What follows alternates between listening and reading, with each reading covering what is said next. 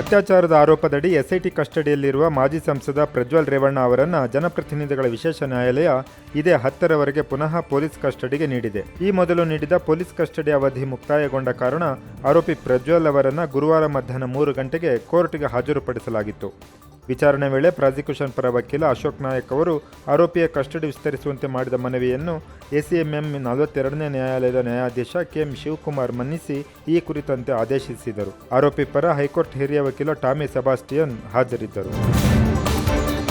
BJP ಅಧಿಕಾರಾವಧಿಯಲ್ಲಿ Bhovi ಅಭಿವೃದ್ಧಿ ನಿಗಮದಲ್ಲಿ ನೂರಾರು ಕೋಟಿ ಅವ್ಯವಹಾರ ನಡೆದಿದ್ದು, ಸಮಾಜ ಕಲ್ಯಾಣ ಸಚಿವರಾಗಿದ್ದ ಕೋಟಾ ಶ್ರೀನಿವಾಸ್ ಪೂಜಾರಿ ಅವರಿಗೆ ಲಂಚ ಸಂದಾಯವಾಗಿದೆ ಎಂದು ಹೊಸದುರ್ಗದ ಮಾಜಿ ಶಾಸಕ ಗೂಳಿಹಟ್ಟಿ ಡಿ ಶೇಖರ್ ಗಂಭೀರ ಆರೋಪ ಮಾಡಿದ್ದಾರೆ. 13 ನಿಮಿಷಗಳ ಆಡಿಯೋ ಹೇಳಿಕೆಯನ್ನು ಮಾಧ್ಯಮಗಳಿಗೆ ಬಿಡುಗಡೆ ಮಾಡಿರುವ ಗೂಳಿಹಟ್ಟಿ ಸುಪ್ರೀಂ ಕೋರ್ಟ್ ನ್ಯಾಯಮೂರ್ತಿ ನೇತೃತ್ವದಲ್ಲಿ ತನಿಖೆ ನಡೆಸುವಂತೆ ಒತ್ತಾಯಿಸಿದ್ದಾರೆ. ಬಸವರಾಜ ಬೊಮ್ಮಾಯಿ ಮುಖ್ಯಮಂತ್ರಿಯಾಗಿದ್ದ ಕೊನೆಯ 3 ತಿಂಗಳು ಭೋವಿ ಅಭಿವೃದ್ಧಿ ನಿಗಮ ಅಧ್ಯಕ್ಷನಾಗಿ ಕೆಲಸ ಮಾಡಿದ್ದೇನೆ.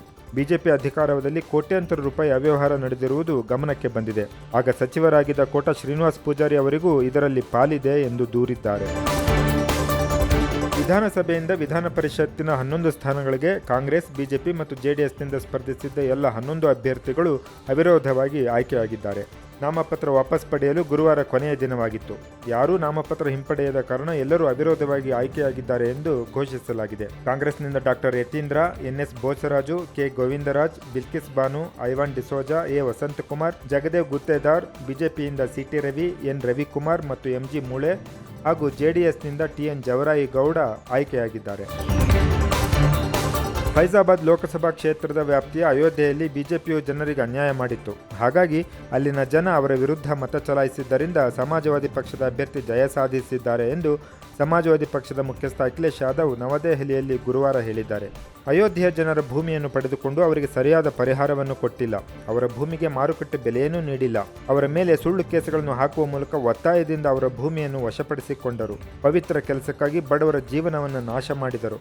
ಅದಕ್ಕಾಗಿ ಜನ ಬಿಜೆಪಿ ವಿರುದ್ಧ ಮತ ಚಲಾಯಿಸಿದ್ದಾರೆ ಎಂದು ಅವರು ಅಭಿಪ್ರಾಯಪಟ್ಟರು.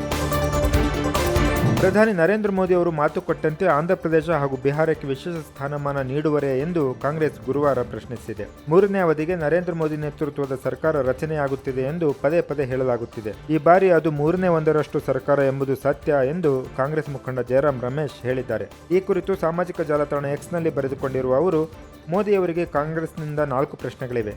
ಆಂಧ್ರಪ್ರದೇಶಕ್ಕೆ ವಿಶೇಷ ಸ್ಥಾನಮಾನ ನೀಡುತ್ತಾರೆಯೇ ಮತ್ತು ವಿಶಾಖಪಟ್ಟಣದ ಉಕ್ಕು ಸ್ಥಾವರವನ್ನು ಖಾಸಗಿಯವರಿಗೆ ಕೊಡುವ ನಿರ್ಧಾರದಿಂದ ಹಿಂದೆ ಸರಿಯುತ್ತಾರೆಯೇ ಎಂದು ಪ್ರಶ್ನಿಸಿದ್ದಾರೆ. ಇನ್ನು ಬಿಹಾರಕ್ಕೂ ವಿಶೇಷ ಸ್ಥಾನಮಾನ ಕೊಡುವುದರ ಜೊತೆಗೆ ಅಲ್ಲಿ ಜಾತಿ ಗಣತಿ ನಡೆಸುತ್ತೀರಾ ಎಂದು ಜಯರಾಮ್ ರಮೇಶ್ ಪ್ರಶ್ನಿಸಿದ್ದಾರೆ.